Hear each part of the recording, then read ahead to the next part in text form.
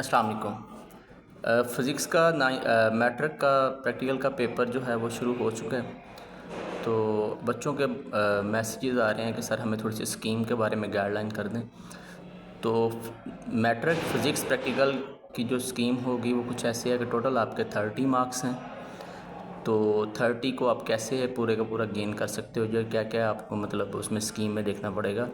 12 marks जो है 30 में से वो 9th में से प्रैक्टिकल आएगा, 12 मार्क्स जो होंगे वो 10th में से आएगा, 3 नंबर कॉपी के होंगे, 3 नंबर वाइवा के होंगे। इस तरह कुल मिला के हमारे पास नंबर बन जाएंगे 30। अब जो पूरे 30 बनते हैं उनको आप कैसे पूरे 30 के 30 कॉपी अगर आपने अपने हाथ से बनाई है तो आपको पूरे 3 नंबर उसके वो नंबर एग्जामिनर एडजस्ट कर देता है, 3 होते हैं टोटल उसके। इसी तरह वाइवा आपको जो प्रैक्टिकल आता है उसके बारे में ओरल क्वेश्चन जो एग्जामिनर करेगा उसके 3 नंबर हो जाएंगे 6, तो ये हो जाएंगे 12 9th में से, 12 10th में से। अब जो 9th के आपको 2 प्रैक्टिकल पेपर में आएंगे, 2 होंगे, उन 2 में से आपने एक करना है, यानी एक आपको 9th में चॉइस होगी।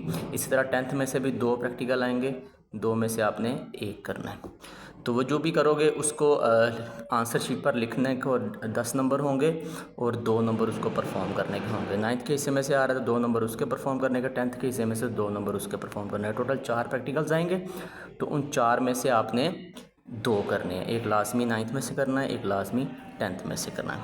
अब जो भी करना है उसको 2 नंबर परफॉर्म करने के, 9th के 2 नंबर, 4 नंबर के 20 नंबर का आपका डाटा लिखने वाला होगा, 9th का 10 नंबर का और 10 नंबर का 10th का। जो भी प्रैक्टिकल लिखना है उसकी ये चीज़ें ख़ासतौर पर फिज़िक्स के लिए आप लोगों ने तैयार रखनी है। जो भी प्रैक्टिकल कर रहे हो उसका ऑपरेटर्स लिखना है, प्रोसीजर लिखना है, ऑब्जर्वेशन एंड कैलकुलेशन लिखनी है, रिज़ल्ट लिखना है और प्रिकॉशंस लिखनी है।